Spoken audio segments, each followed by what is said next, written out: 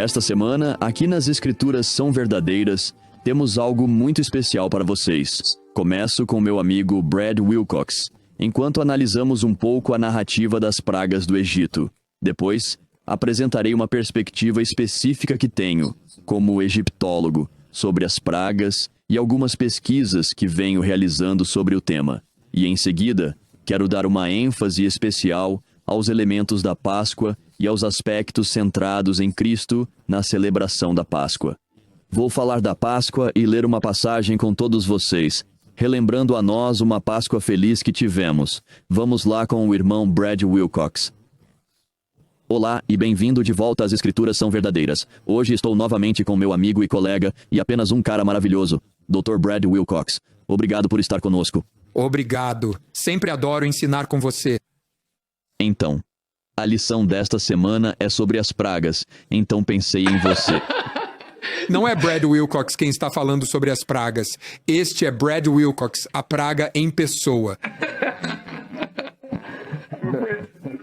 Bem, conheço muitos alunos que concordariam com você. Os alunos pensam nisso quando tem prova. É sempre assim. Somos a praga. Mas é uma história fascinante. 1000 abordagens. Podemos fazer todas aqui. Mas por onde começar? Eu adoro olhar para isso porque acho tão interessante como as pessoas rapidamente fazem de Deus o vilão do Velho Testamento. Eles fazem de Jeová o Senhor o vilão do Velho Testamento. E sabemos que Jeová é o Deus do Velho e do Novo Testamento e do livro de Mórmon. Em Jacó 5 se esclarece isso, encantadoramente. E sabemos que o que ele está fazendo é por amor, e que sua motivação é pura para tentar ajudar. E então eu apenas adicionarei como ensinamentos do livro de Mórmon de Nefe, você faz com que nada seja senão para o benefício do mundo, certo? Tudo o que ele está fazendo é para ajudar, então as pessoas meio que pensam que o Deus do Velho Testamento está lá em cima, sentado numa nuvem, lançando raios e trovões, para tentar tornar a vida de todos miserável e para tentar ferir e destruir. E eu adoro poder ensinar sobre as pragas. Não como uma forma de dizer, olhem como Deus é mau ao afligir essas pessoas, mas sim, olhem como essas pessoas são tolas para desejar. As pragas quando foram avisadas. Deus não envia um dilúvio sem avisar o povo por meio de um profeta. Ele não envia um dilúvio sem uma arca. Ele não manda destruição para Enoque, manda um profeta. Eles ouvem e se arrependem. Assim, não há destruição. Mas aqui as pessoas dizem, que Deus maldoso para ferir todas essas pessoas e destruir com essas pragas. E em vez disso, deveríamos estar dizendo, que orgulho, Faraó. Sim, e no final, tudo se resume a essa pessoa. Ele tem outras pessoas no Egito ou colocou pressão nas autoridades. Vamos falar sobre isso, isso é justo. É esse o problema? Sim.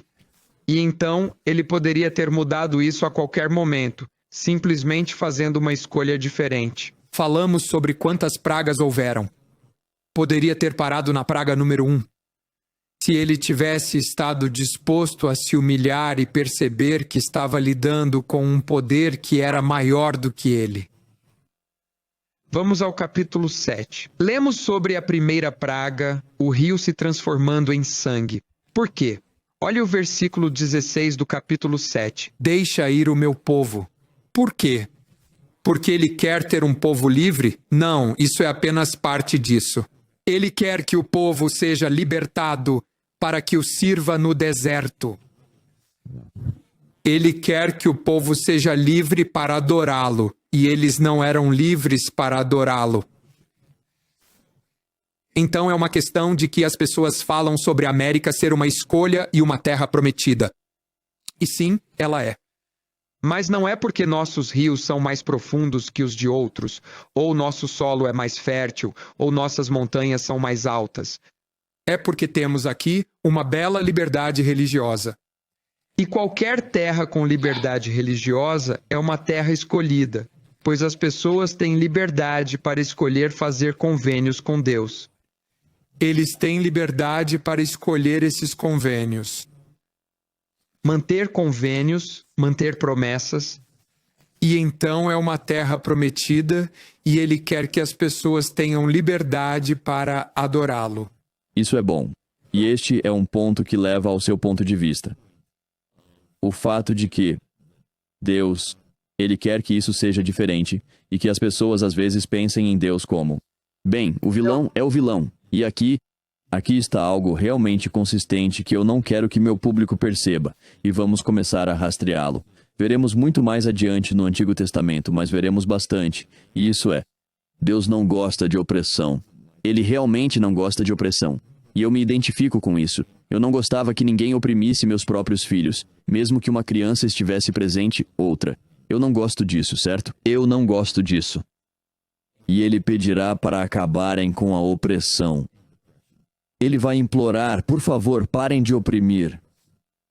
O trabalho de Deus é livrar, certo? E sim, ele vai nos livrar da opressão. E ele vai começar implorando, mas se as pessoas não pararem de oprimir, então ele tem que remover o opressor.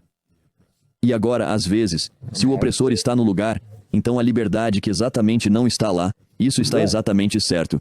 E às vezes o opressor é o faraó. Às vezes é sério. Tem vezes que é a Babilônia. Às vezes são outros israelitas. Às vezes é Satanás. Às vezes é a morte.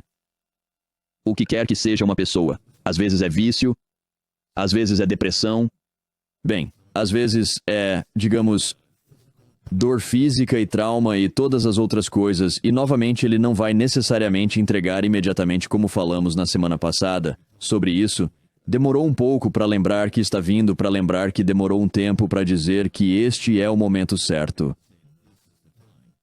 Mas ele livrará de toda a opressão.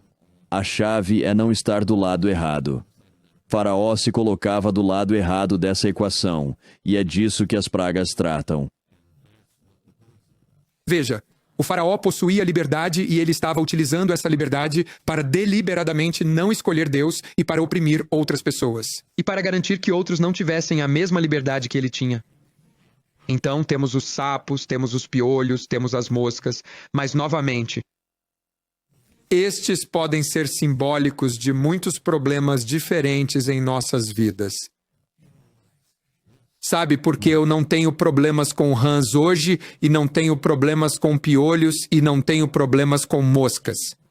Embora às vezes as moscas possam sair do controle. Mas é sempre, seja qual for a opressão, ele está sempre dizendo: olhe o final do versículo 1. Qual capítulo? Estamos no capítulo 8. Assim diz o Senhor: deixa ir o meu povo para que me sirva.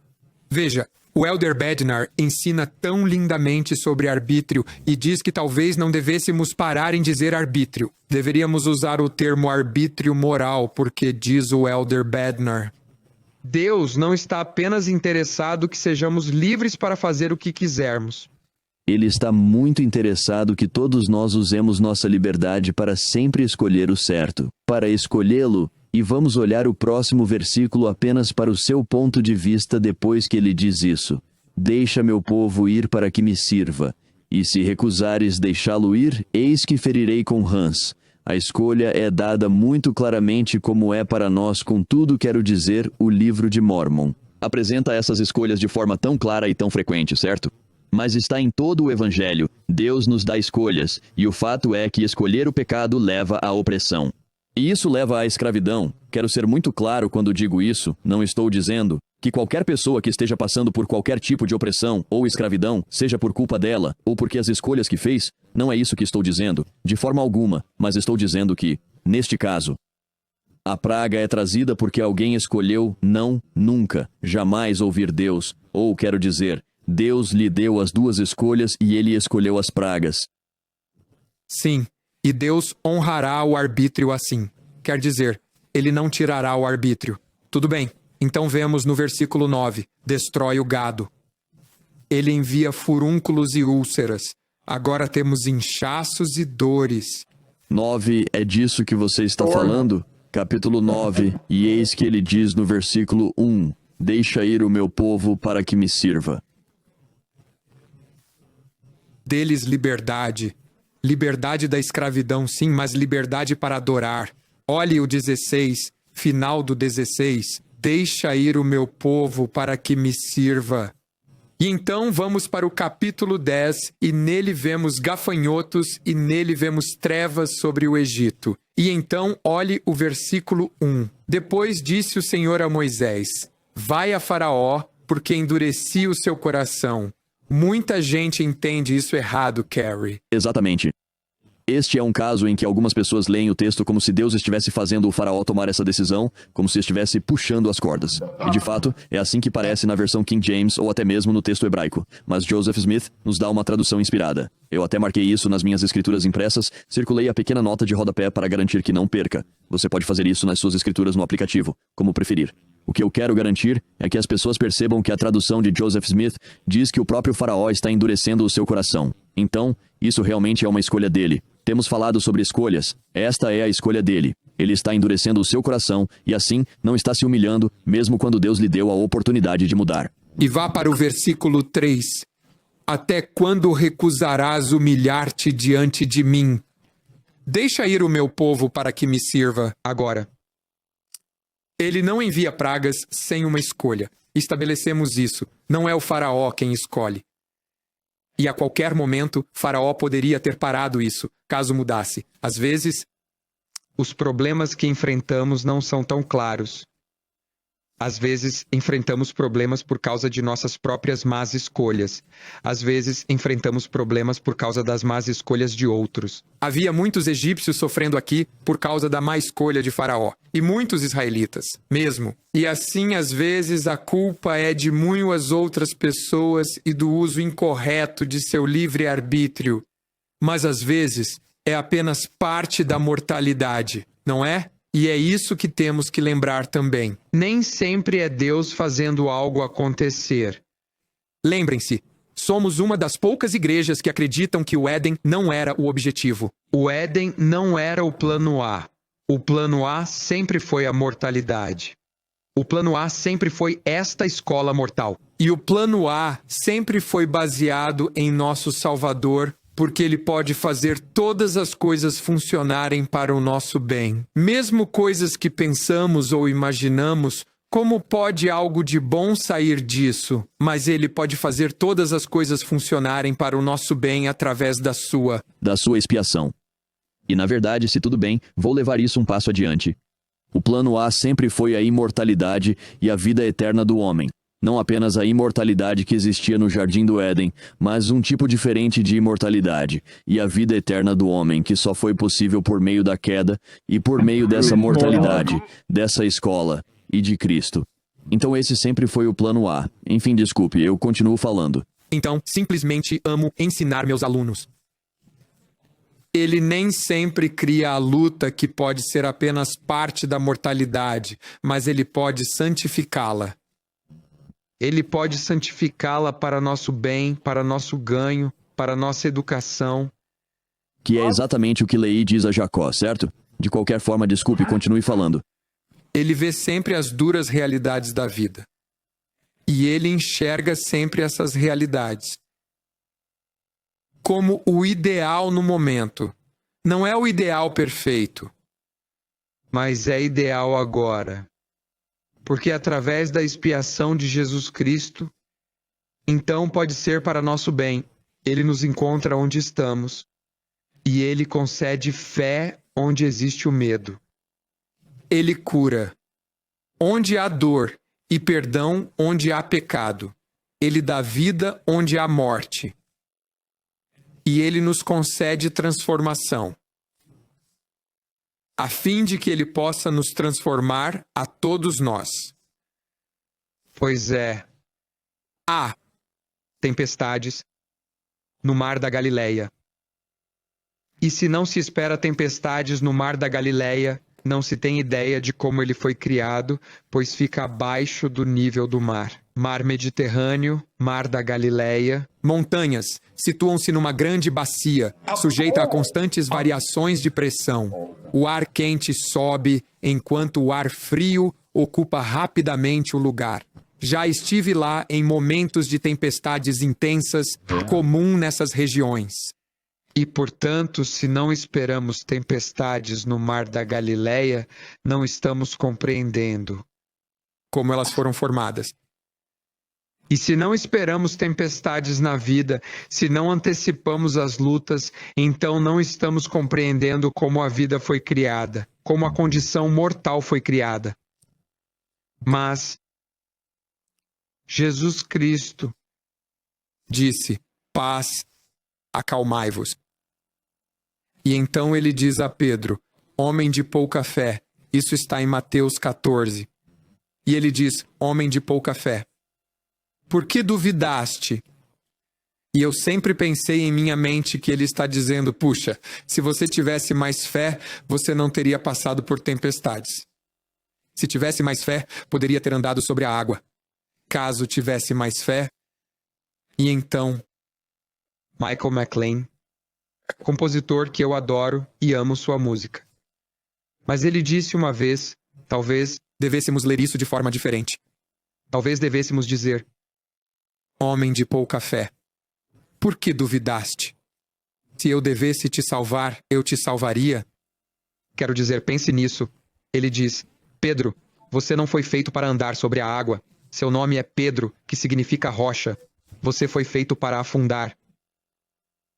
Mas por que duvidastes que eu te salvaria? E é claro que vou te salvar. Deus sabia que haveria tempestades. Ele sabia que haveria pragas. Ele sabia que haveria provações. Mas ele enviou um Salvador. E eu estou aqui. Não para que não existam tempestades, Mas para que você possa ser salvo. Apesar das tempestades. não porque não haverá pragas, mas porque existe um plano de livramento. Esse é um dos nomes do plano de salvação que muitas vezes negligenciamos. O plano. De livramento. Muito bom, e eu amo o que você diz. Ele não está aqui para nos salvar de ter tempestades. Ele está aqui para garantir que não afundemos permanentemente nesta tempestade. Ele está pronto para pegar nossa mão. E literalmente nos guiar de volta para a segurança do barco. De volta para nosso lar celestial. E o melhor, mais fortes. Por ter feito a escolha de vir primeiro. Muito bom. Muito bom.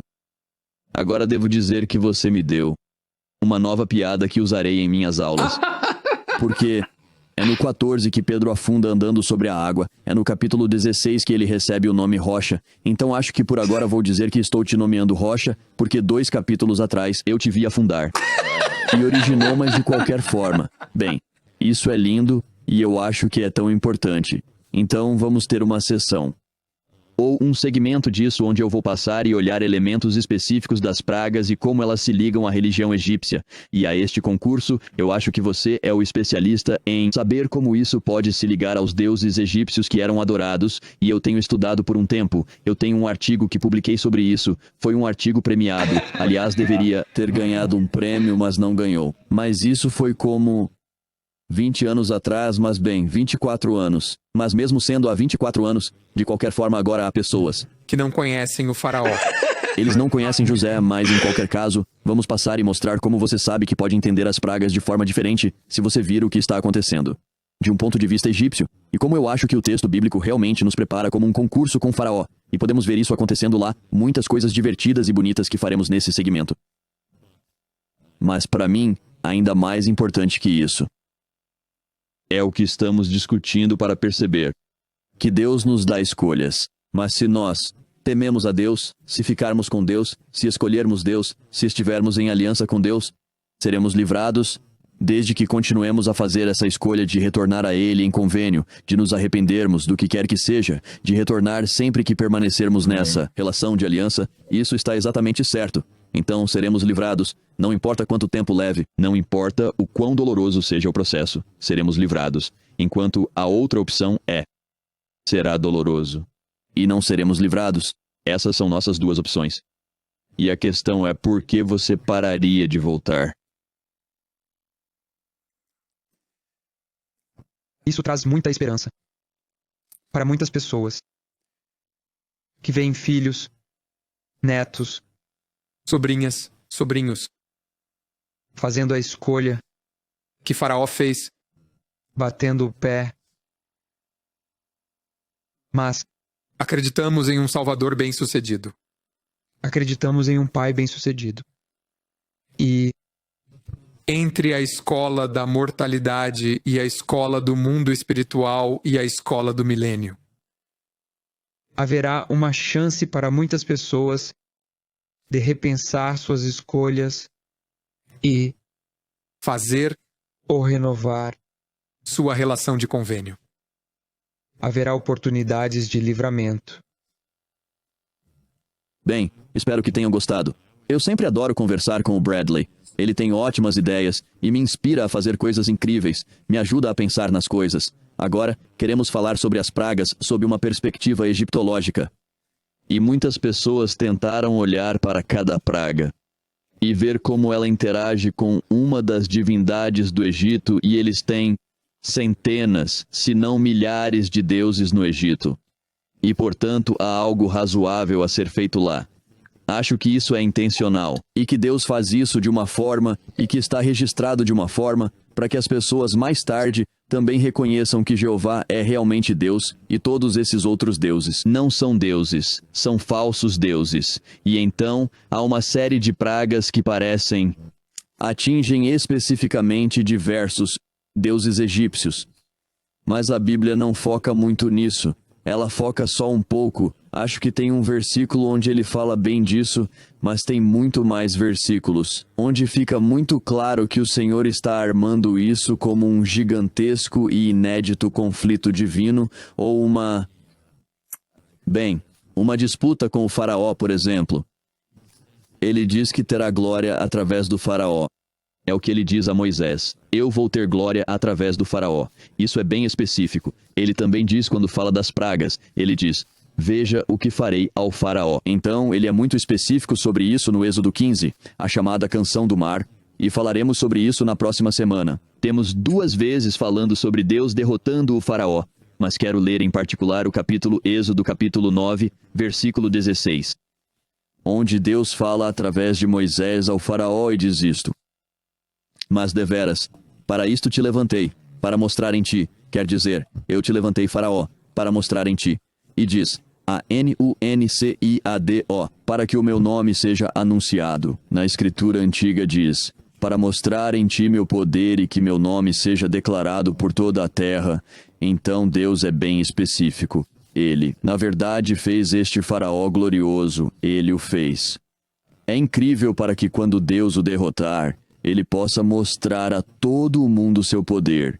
Isso realmente é muito especificamente configurado como uma competição com o faraó, e então eu quero explorá-lo dessa forma. E na verdade, um colega meu vamos ter aqui também o Dr. Jim Hoffmeyer, que eu acho que escreveu mais sobre o êxodo de uma perspectiva egiptológica do que qualquer pessoa que eu conheça. Ele quer bem. Um pouco quando eu estava na pós-graduação, ele estava escrevendo dizendo que alguém precisa explorar isso, e é parte do que me impulsionou a explorar isso, e então vamos olhar por essa lente ou por essa perspectiva como eu fiz.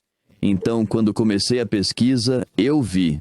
E aliás, farei uma versão muito mais detalhada disso com muitas imagens no canal do Patreon, certo? No site do Patreon, se você tem interesse em participar, acesse tsar.website, que fará o redirecionamento necessário. Embora possa parecer arriscado, não é.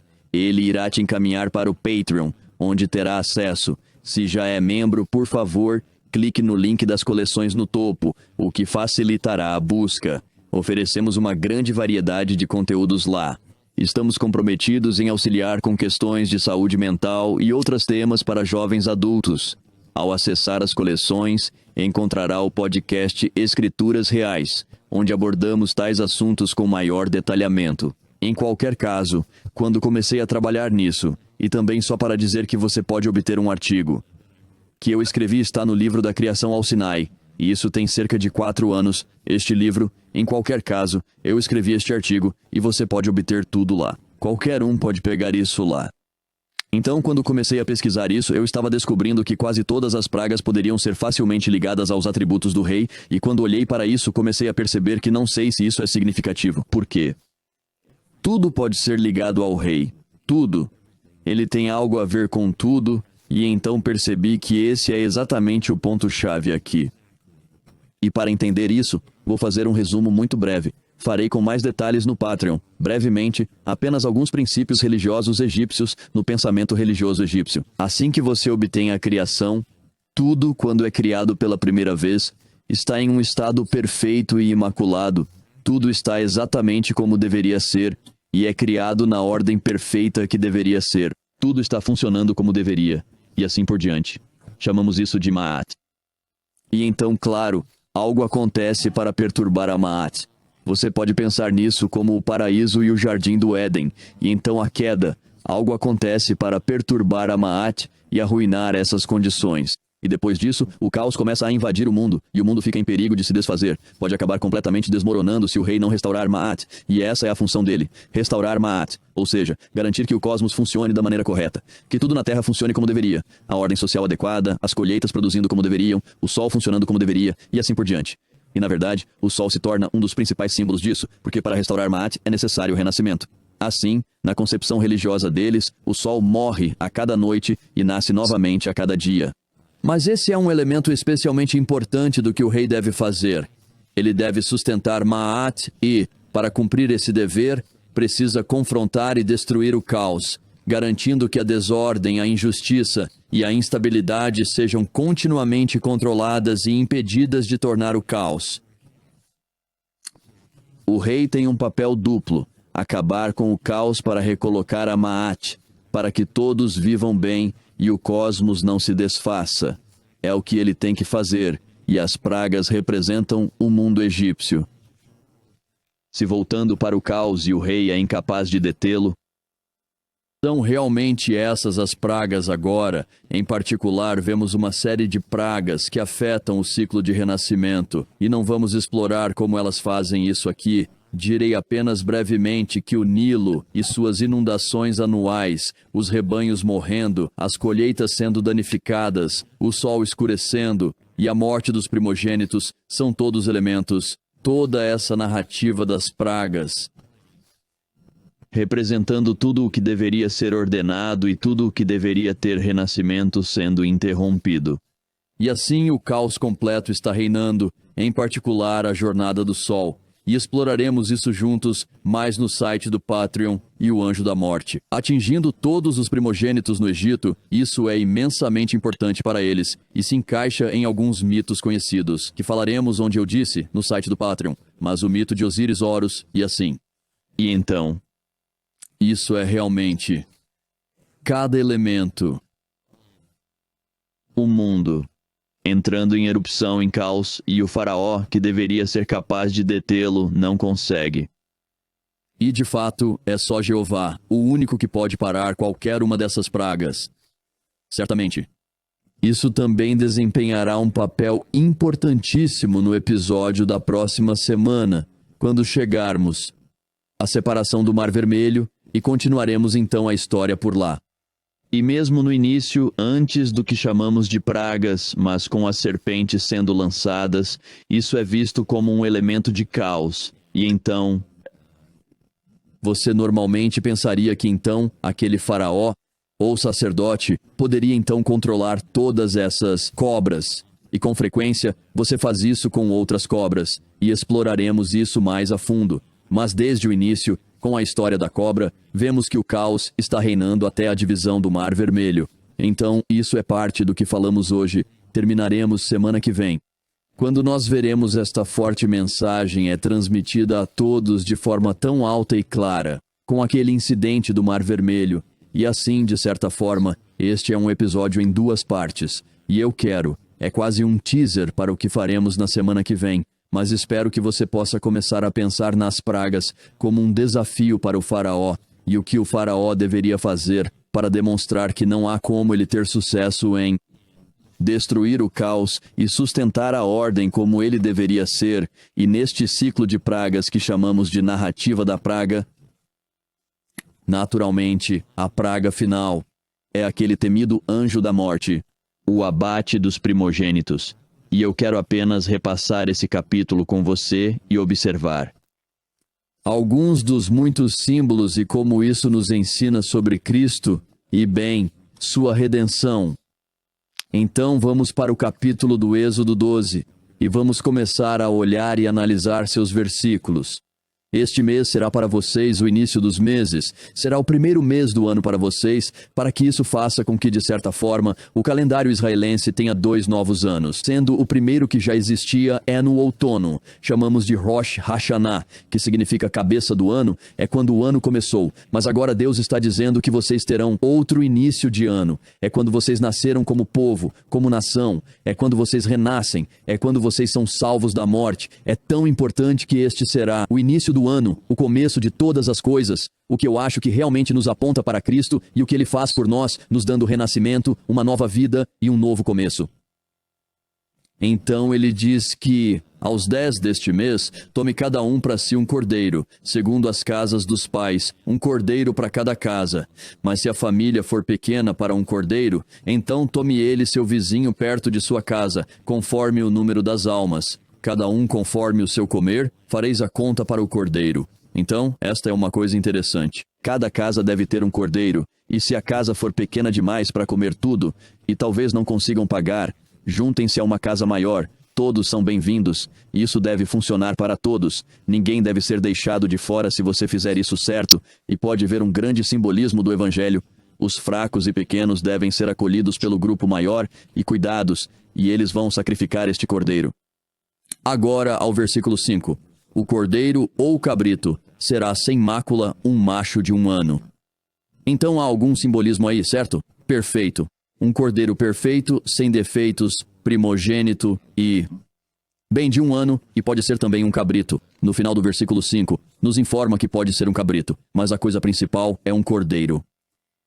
Isso é o Cordeiro de Deus, de certa forma, e é aqui que João, o Revelador, Nefi e outros tantos. Começando com Adão, você teve o simbolismo desses cordeiros representando Cristo, mas isso realmente dá um salto adiante, e é por isso que você terá João Batista, Adão, bem, ou João Batista e Nefi e João, o Revelador, e outros se referindo a Jesus Cristo como o Cordeiro de Deus. Esse simbolismo continuará a crescer nas visões que Nefi e João têm. Mas é aqui que esse simbolismo ganha sua maior visibilidade e força, eu acho. É que é o Cordeiro e ser salvo pelo sangue do Cordeiro. Essa é uma frase que João e todos os escritores do livro de Mórmon usarão. Isso vem desse simbolismo, pois eles pegam desse Cordeiro. E eles o sacrificam no final da tarde. E então no versículo 7, e tomarão do sangue e poluão em ambas as ombreiras, e na verga da porta, nas casas em que o comerão. Isso forma quase uma espécie de cruz, mas também está no portal.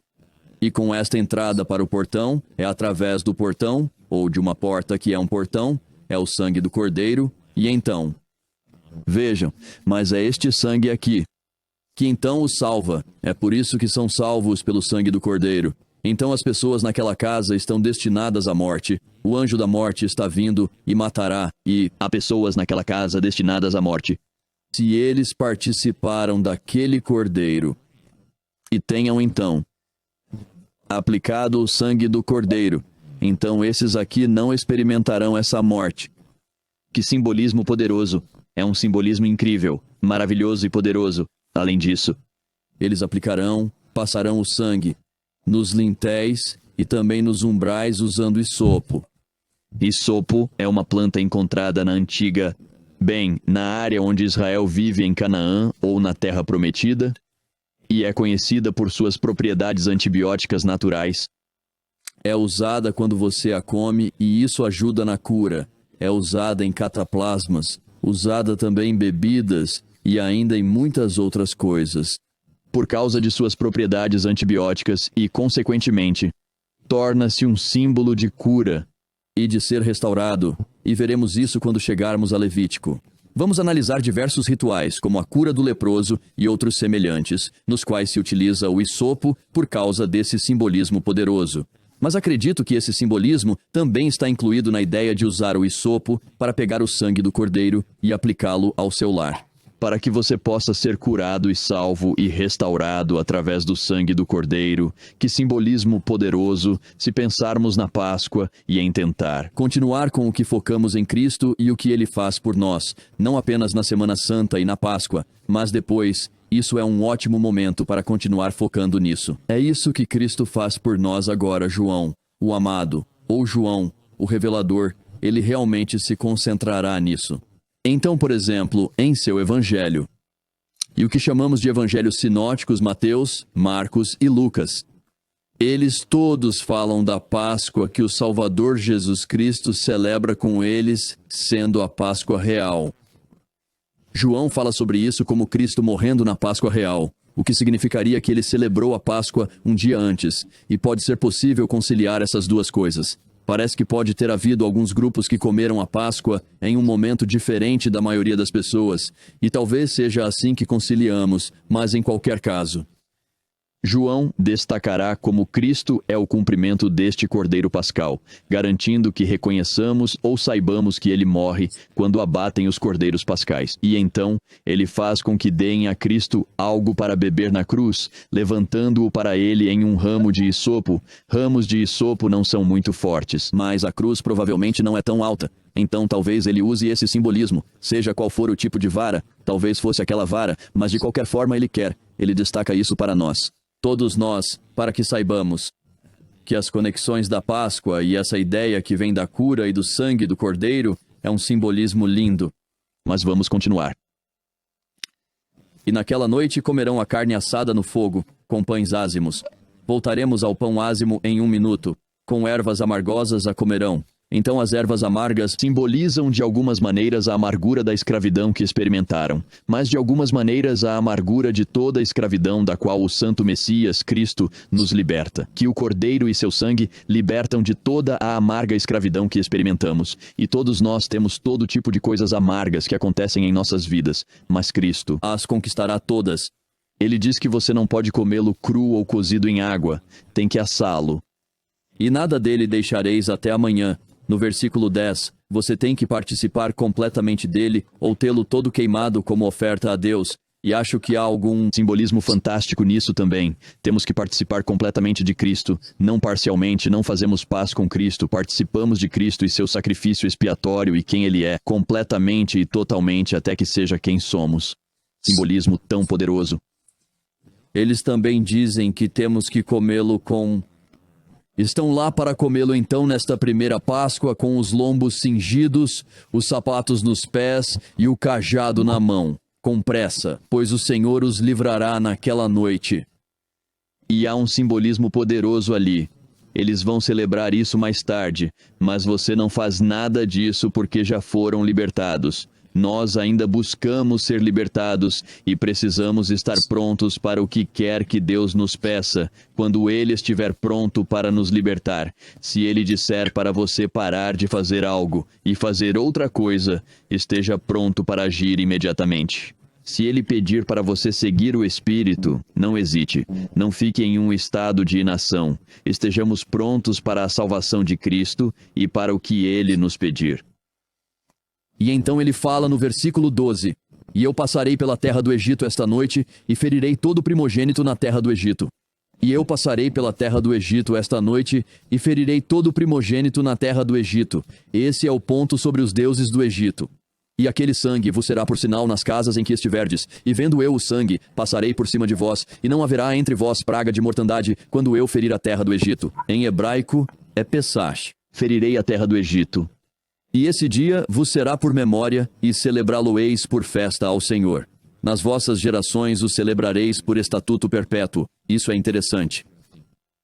Pois nós não guardamos a Páscoa, mas às vezes faço a refeição pascal para ensinar minha família sobre ela. É algo bom, mas não celebramos a Páscoa. Ele diz que devemos fazer isso para sempre, mas lembre-se que a última ceia é uma refeição pascal, e Cristo a transforma no sacramento. A Páscoa olhava para o sacrifício de expiação de Cristo, sua morte e ressurreição. O sacramento olha para trás, para esse momento de seu sofrimento. Cristo o transforma no sacramento, e assim nós ainda mantemos esta ordenança para sempre, e muito do simbolismo que estamos falando aqui.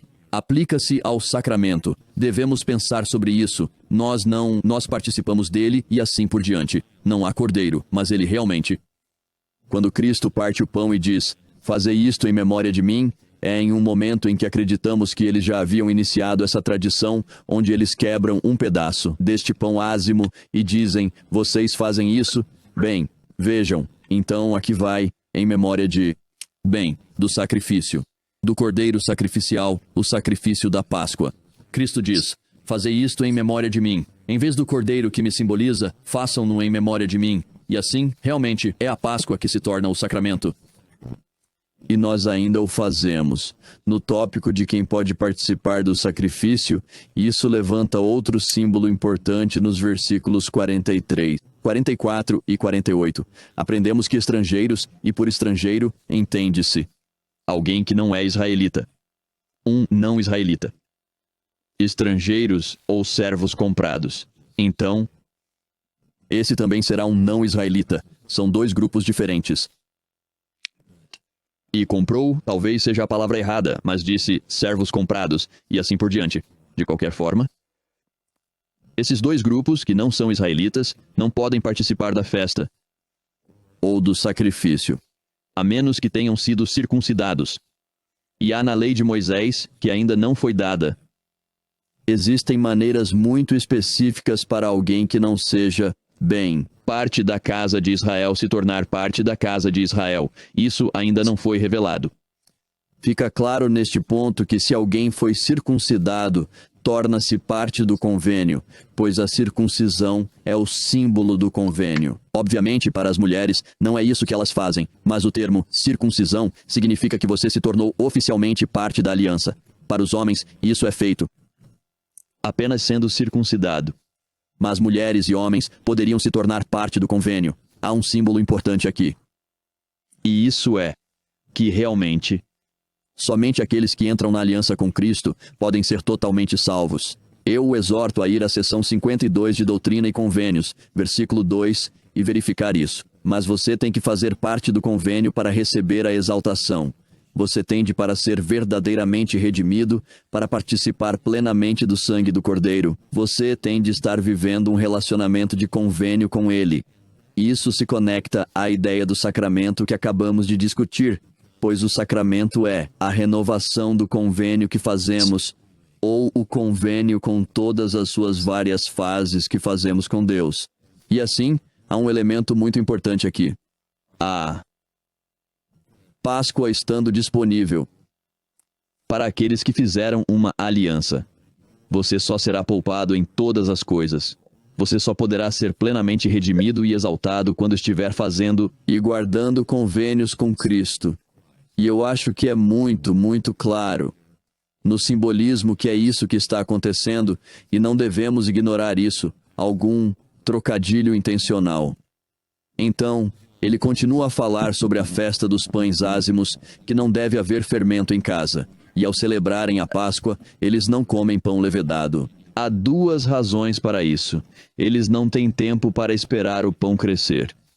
Eles precisam estar prontos para ir sempre que Deus os chamar para ir ou fazer o que quer que Deus os chame para fazer, assim que Ele pedir. Certo? Isso é simbolismo profundo que ainda se aplica em nossa vida. Mas o fermento, que é semelhante à levedura, esse é o agente que introduz mofo ou corrupção nos alimentos mais rapidamente, e o pão ázimo não mofa ou se corrompe tão rapidamente quanto o pão fermentado. Então, com uma exceção, onde Cristo usa o simbolismo do fermento como algo positivo, e 3 pães que levedam toda a massa. Então, quero dizer, 3 massas, o fermento que leveda todos os pães. Na maioria das vezes, Cristo e outros usam o fermento como um símbolo daquilo que corrompe, como quando Cristo diz, cuidado com o fermento dos fariseus, esse tal fermento dos fariseus. Evitar introduzir um agente que leva à corrupção em sua vida. Levar a corrupção em sua vida é um símbolo importante e poderoso que temos aqui. Vamos ver o que mais passamos. Ele continua no versículo 21 para falar sobre um cordeiro de acordo com as suas famílias, mergulhar o sangue na bacia, bater no lintel com hisopo. Acho que agora falamos sobre tudo até aqui. Bem, ele diz novamente, guardai isso por estatuto para vós e para vossos filhos para sempre. E quando entrarem na terra prometida e seus filhos perguntarem, Que rito é este vosso? Vocês os lembrem sobre o que Deus fez para libertá-los. Há coisas importantes para aprendermos também. Lembremos sempre nossos filhos e encontremos maneiras de continuar lembrando-os e encontrando maneiras de falar. Como Deus nos libertou, e para alguns com filhos mais velhos, que parte da nossa audiência pode ter, tenho certeza que muitos em nossa audiência podem ter filhos mais velhos que não querem ouvir falar de Cristo. Nós ainda fazemos isso, apenas fazemos de maneiras diferentes, por nossa vida ou por nossa, da maneira que pudermos dizer que encontramos paz e fomos libertados e assim por diante. E eu acho que vale a pena cada um começar a pensar em como aquela noite foi uma noite tão horrível para todos e para os egípcios. Isso leva à libertação de Israel. Mas é uma coisa horrível, assim como o que leva à nossa libertação. Nós, de certa forma, celebramos Cristo no Getsemane e também Ele na cruz. E de certa forma, nós todos lamentamos muito. E somos abatidos por isso. Por quão terrível é tudo isso que houve. E quão doloroso é o que Ele fez. E isso é verdade para esta libertação na Páscoa. Embora tenha levado à libertação, tenho certeza de que muitas pessoas que Moisés conheceu e amou, que elas morreram naquela noite. É uma coisa triste e trágica. Infelizmente, lamentavelmente, os egípcios escolheram seguir Faraó, e Faraó escolheu ignorar o que Jeová a ele pedia. E como resultado, Jeová pediu de novo, e mostrou seu poder de novo. E chegou a isso. Lembremos que aqueles que foram atingidos foram para a vida após a morte, para o mundo espiritual. Sua família também foi para o mundo espiritual. Todos têm outra chance. Deus não acabou com eles. É isso. Da perspectiva de Deus, se pensarmos celestialmente, é apenas uma mudança de uma fase para outra. E ainda assim, houve grande tristeza e grande tragédia por causa do mau uso do arbítrio. Na opressão dos israelitas e em recusar-se a ouvir a Deus quando ele pediu o fim dessa opressão. Porque Deus acabará com aquela opressão. Ele nos libertará e o fará de uma maneira que aqueles que prestam atenção reconhecerão, enfim, que Ele é Deus. Deus, Ele é o Rei deste mundo. E assim, tanto a Páscoa quanto as pragas, e a praga é realmente a última parte da Páscoa, visam ensinar todo o mundo inteiro, incluindo cada um de nós individualmente e também os israelitas individuais da Israel antiga. Ensina a todos nós que Deus é. Jeová é o único Deus verdadeiro. E que Ele é todo-poderoso para nos salvar, que Ele nos livrará, que Ele nos implorará para que usemos nossa agência corretamente e o sigamos, e para que não oprimamos os outros, mas de uma maneira ou de outra, Ele acabará com a opressão. E é poderoso para libertar, porque Ele é o nosso grande e glorioso Deus. Que coisa fantástica é essa para lembrarmos. E espero que vocês passem firmes e fortes pelas histórias em detalhes, procurando novamente como Jeová está mostrando que Ele é o verdadeiro Deus e mostrando que Ele é o libertador. Encontre suas próprias maneiras de mostrar isso e encontre suas próprias maneiras ou de ver isso na história. Está em todo tipo de detalhes e encontre suas próprias maneiras de reconhecer que Deus está libertando você e continuará a libertá-lo, você e sua família. Eu testifico que esse é o caso, e suplico que você também receba esse testemunho, e eu faço isso em nome de Jesus Cristo. Amém. Esperamos que tenham gostado deste episódio. Esperamos que ajudem a compartilhar a bondade disso de várias maneiras. Por favor, curtam, baixem e compartilhem. E comentem e ajudem as pessoas a aprender sobre este podcast para que possam tirar mais proveito do Velho Testamento. E por favor, entrem em contato com alguém pessoalmente, seja pessoalmente, ou por texto, ou como puder. Pegue algo que aprendeu e eleve e edifique-os, e estudem o Evangelho juntos, ou simplesmente abençoe a vida das pessoas com algo que aprendeu hoje. Este foi As Escrituras São Verdadeiras, uma produção da Beehive Broadcast.